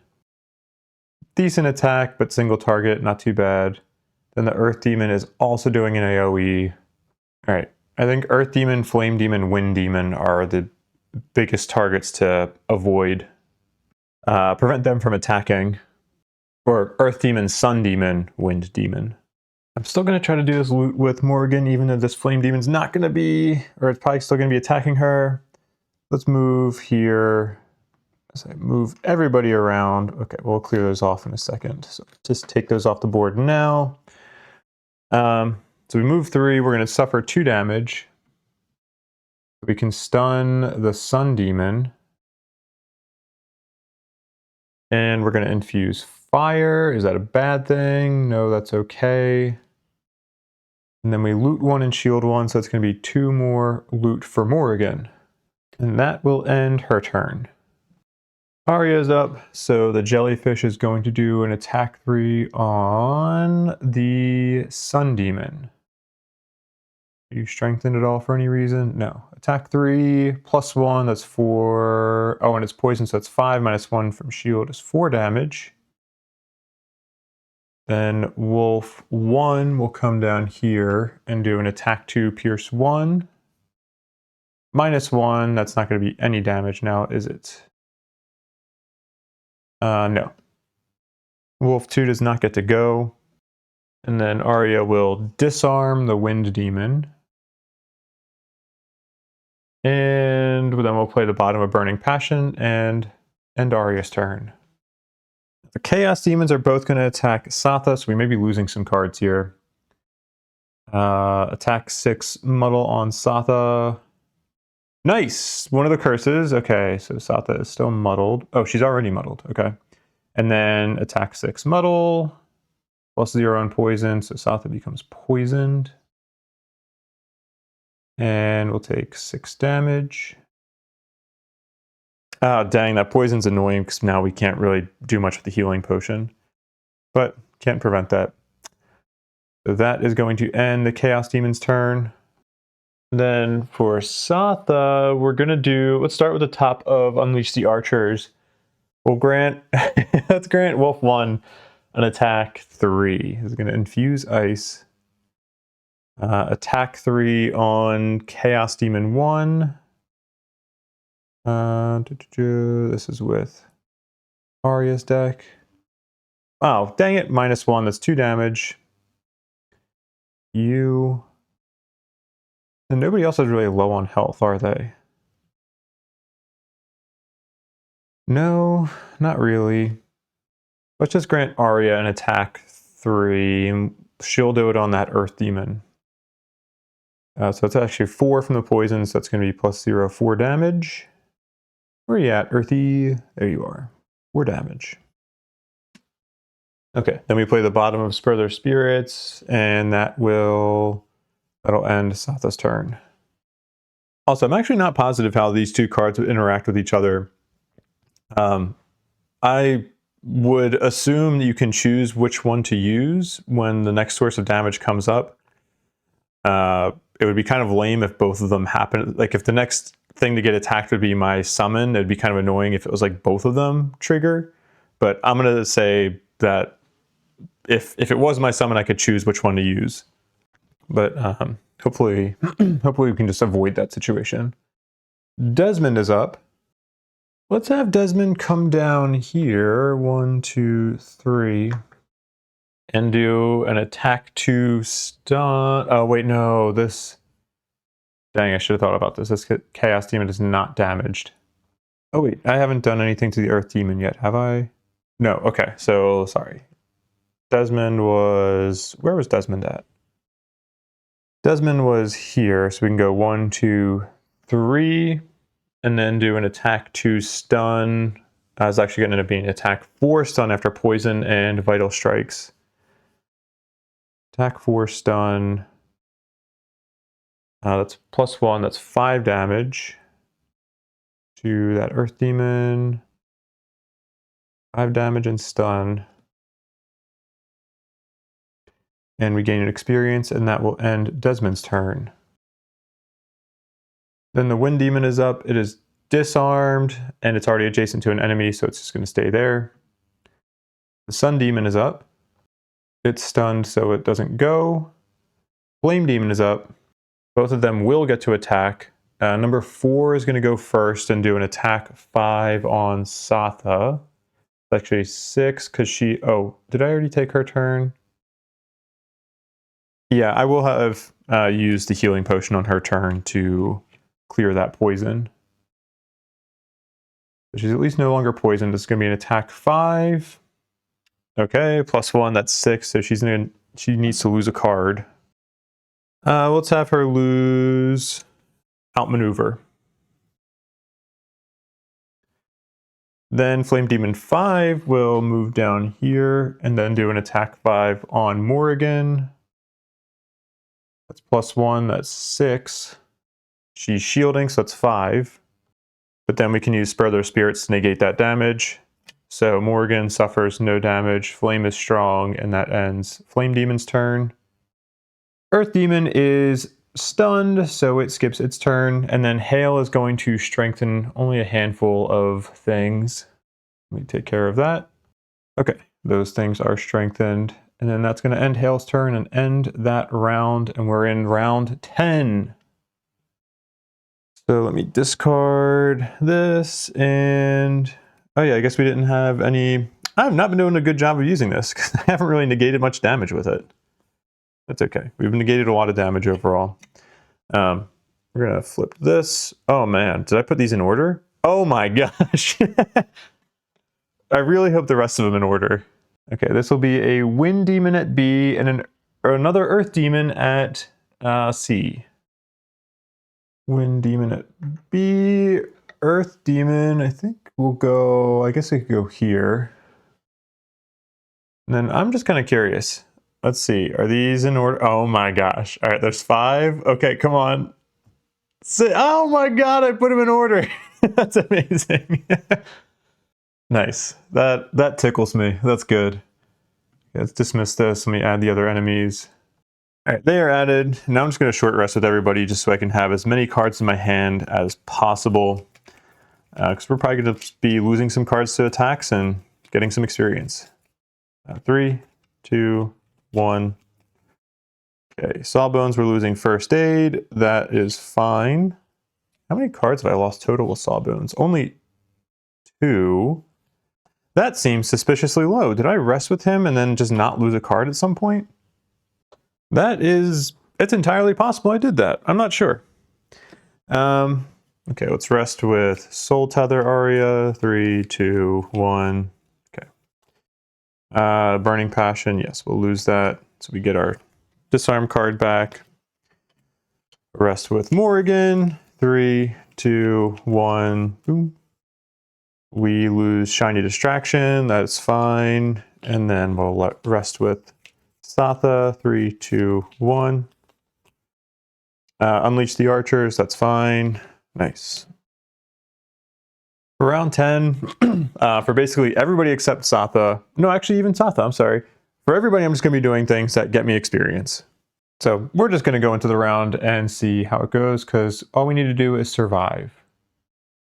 Let me move this camera up a bit. Sure, that's good enough. Okay, Wind Demon, single target attack. Ooh, we would like to not have the Flame Demons consume that flame. But we can actually get rid of that with Satha because she can convert the element. Okay, so no problems. Actually, is there another element we don't want infused? Not really. Okay, so Satha's up first. She is going to use the Circlet of Elements to start. Let's convert that flame into, I don't know, wind, because that's going to get infused anyway. Then she's going to consume that ice to gain an experience, and we are also going to gain a health, gain ward, and we will allow an ally within range 3 to play a card. I just realized there are no allies within range 3. Oh well, too bad. Satha's done. Oh yeah, I should have discarded Take Command, but too bad. Before I rested, that is. Arya is up, so the jellyfish will start attacking who? The Sun Demon? Yeah. So attack 3, 4 with the poison. So attack 4 on the Sun Demon. +1 and invisible. Okay, so that is 5, brought down to 4 damage from the shield. And then let's have Wolf 2 go invisible. Oh wait, no, that's not going to make sense. We should just have the jellyfish go invisible. Wolf 1 does an attack 1 pierce, or attack 2 pierce 1 on the Wind Demon. Null. Okay. Wolf 2, attack 2 pierce 1 on the Sun Demon. -1. Oh, last round, did I have the Wolf attack the Earth Demon instead of the Sun Demon? I might have messed that up. I don't think it's going to matter, but yeah, because I think I'm not sure on that. But that Sun Demon is poisoned, so it's going to be 2 damage to the Sun Demon. Then we're going to summon our Rift Spirit. Let me get that out really quickly. It's going to give us 1 experience. Put you there. Rift Spirit. Experience from that. Then we're going to grant summon some movement, and I'm just not going to actually move with them. We get an experience from that, and we end Arya's turn. Now Desmond is up. We're going to start with the top of vaccine. What a weird way to say that. We're getting experience because we're going to attack the Earth Demon number 3 first. And this is going to be an attack 5 because it's that. Actually, it's attack 6 because it's damaged and poisoned. Attack 6 +1 is 7 damage. And then we get to do an attack 4 on Earth Demon 4. +1, that's 5 damage to Earth Demon 4. And then we're going to get 2 experience from doing the bottom of Prep for Surgery, although I don't actually plan on using those abilities. And that'll end Desmond's turn. The Wind Demons are up. They're going to do an attack 5 at range 3. Number 2 will go here, do an attack 5 on Wolf 1. Is 10 damage. We are going to negate that with the last charge of whatever this card is. Intervening Apparitions, that's what it is. So it's going to be stunned and invisible. We get an experience. We lose that. Okay. Those things are applied, and then the wolf will get moved there. Then Wind Demon 3 will move 1, 2 there. Do an attack 5 on Morrigan. +1, that's 6 damage. I will lose Numb the Pain. And then you get pulled here. And Wind is already strong. That ends their turn. Morgan's going to use the bottom of Defiance of Death and then use the top of Dazing Wound. So we're going to get 2 experience because we're immediately going to get the effect out of Defiance of Death. So this will be 2 experience. And then we'll do an attack 3 stun, probably on the Sun Demon? Sure, yeah, it's fine. Doesn't really matter. Attack 3 stun, plus 0. Were you strengthened? You were not. So the shield is canceled out by the poison, so that's 3 damage. And you are stunned. And then that will end Morrigan's turn. Flame Demon 4 goes next, does an attack 4 on Satha. Curse, no damage. So then Flame Demon 5 will move here and do an attack 4 on Morrigan. Plus 0, that's 4 damage. We're going to lose another card. We're going to lose Cauterize. Negate that damage and move along. The Sun Demon is up, but it is stunned. Earth Demons go. Do attack 5 immobilize on the Jellyfish. Plus 0. Do I have anything to negate that? I could shield 2, but that won't really help. Oh wait, is it Jellyfish? Oh, the Jellyfish is invisible. This is actually killing the wolf number 2. Dead. And then the other Earth Demon is going to attack the Rift Spirit, whatever it is. Attack 5, plus 0, that's 5 damage. That is going to kill that. And infuse Earth, and the Earth Demon's turn. This one dies. And then Earth Demon, or Chaos Demon 1 is going to do an attack 6 on Satha. Plus 0. We'll lose a card, I guess. Yeah, we'll lose Bring Them Down. Satha takes no damage. And infuse all the elements, but that won't do anything. Then we get to Hail. Who cares? Skip Hail's turn. And we have reached the end of round 10. At the end of this round, read section 38.2.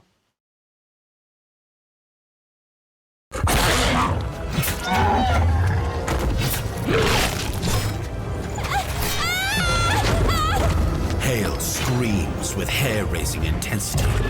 You look to her, afraid that more demons somehow got past you. Instead, you see her pulling her hand back out of the rift, her forearm withered and smoking. As her fingers escape from the rift, a great wind picks up and the raging demons around you are sucked back through the tear in reality, which shrinks to a single brilliant point and disappears. Hail collapses in pain and you run to her side.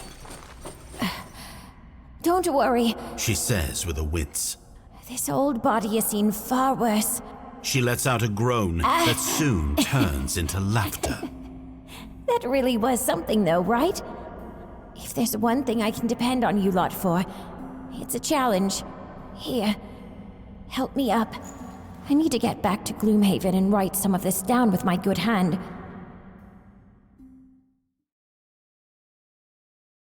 All right. Rewards. Gain 1 City Guard reputation and 1 prosperity. Draw event R30, resolve it immediately, and then add it to the road event, or add it to the road deck afterwards. Okay. Go back to Secretariat. I guess I can mark this scenario as complete first. So let's do that. Success. We did complete battle goals for everybody except Satha. So do check mark, check marks, check mark. Arya and Satha both level up. Morrigan is going to be getting a lot of gold there. 69 gold, very nice. Show scenario statistics, and yeah, not a ton of damage in this scenario. It was only 10 rounds, but yeah, okay. Still a pretty good spread of damage. I am interested because I think these statistics, as we start to get into Morrigan's, what's it called? Not reflex build, retaliate build. I think these statistics are not really going to reflect how much damage she's doing. Unless I'm like really tedious about, actually maybe if I track the retaliate on, I don't know how it's going to work in the app. We'll see, because it would be nice to be able to see how much damage she's doing relative to the other characters with retaliate. Let's go ahead and finish this, and then what event effects? Draw, no, not draw road event. We'll go to here. Let me just get R30 pulled up. Oh wait, it's in the deck already? Is it supposed to be? How do I... Okay, I'm not going to foreteller for this. I'll just read it. Lantern beetles, that's what I call them, on account of I put them in these little lanterns. Handheld, lots of uses, really. You're chatting with an orchid farmer as you pass by the buzzing boxes he's tending. They've got a connection to the ether that surrounds us like no other creature I've seen. They can feel it, live off of it, like it's food right to their tummies. You feed them that, it changes things. I've been farming them for going right on 40 years now. There's always buyers, people who want to get rid of their home of dark energy, love the brilliant beetles. I know a few folks who keep an ignition beetle in their kitchen as the spark for the stove, almost like a pet. He lights a candle inside one of the boxes and the beetles flock to it, brushing their mandibles against it as though they were drinking the smoke. Most sales probably go to the harrowers, though it's like a fancy drug to them. I mean, just look at these beauties. Is it any surprise they'd want to have one as part of them? Flip this card.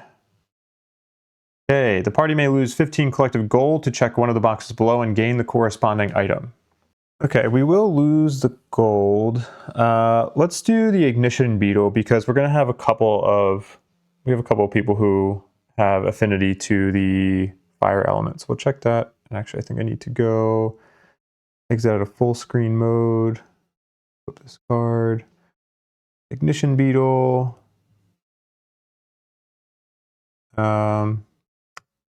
And then, can I do that?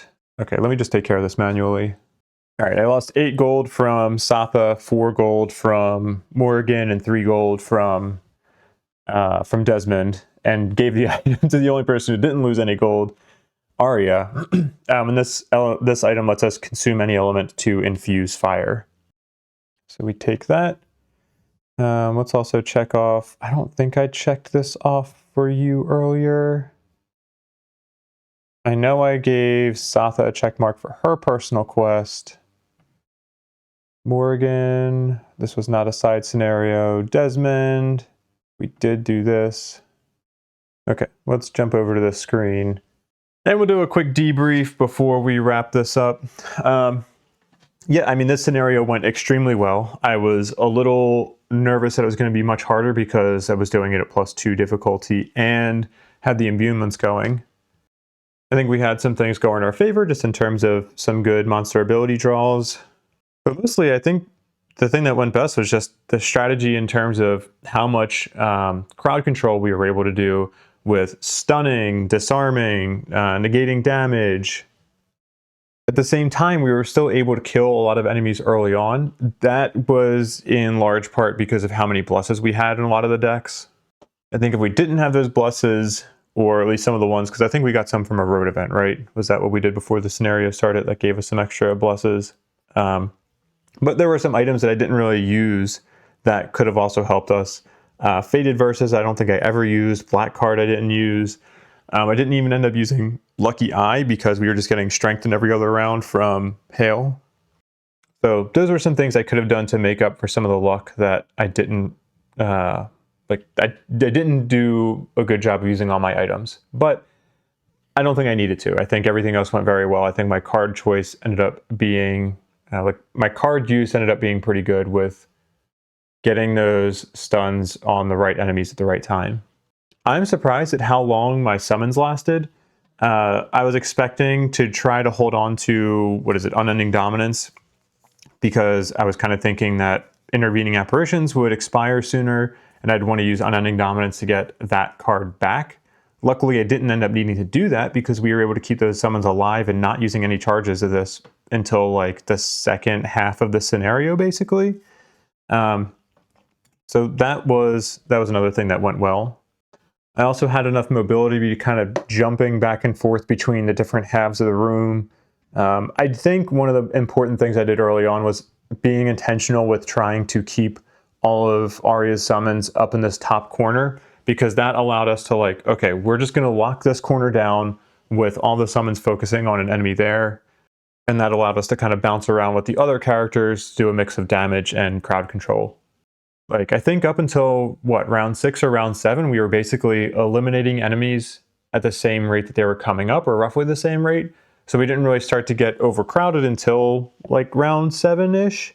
And at that point, it was like, okay, I feel pretty confident that even as we start to get a lot more enemies in here, I can do things like I could try to have Hale take some of this damage, because she did have 12 health. Like, she can take damage. And even if she starts losing too much health, we can have any person, any character lose a card to negate the damage from her. But I also had a ton of cards left with other characters. Like, I had 5 cards left in hand for Desmond. I had 3 cards left in hand for Arya. 1 each for, like, the only person who really got close to dying was Morrigan. And she was the one I was a little bit nervous about. Oh, that's actually the thing I need to check off, because we did complete her mastery. So let me go in and check that off. Boom. We did this one. Nice. So yeah, overall, I just think that scenario went extremely well. High difficulty. We had the imbuements, and we still completed a mastery. We completed almost all of our battle goals.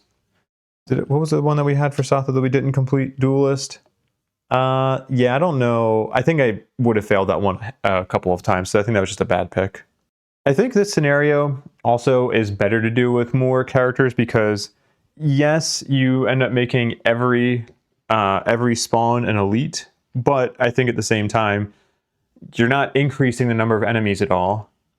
And because of how many characters that we have that can do some form of crowd control, that really went in our favor in terms of, okay, well, a stun is going to be the same value for 4 characters versus 2 characters, and we just have more stuns, more disarms. You do have to deal with bigger attacks from the elites, you have to deal with bigger health pools, blah, blah, blah, but I think the benefits that you get in terms of having more characters, like your health pool is essentially bigger.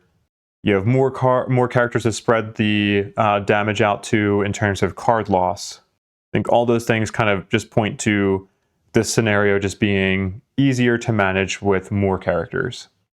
But that's all I got. I got to wrap it up for this morning because I got to get to work. But thank you very much for watching. I appreciate your time. And as always, I will see you in the next episode. Goodbye. I love you.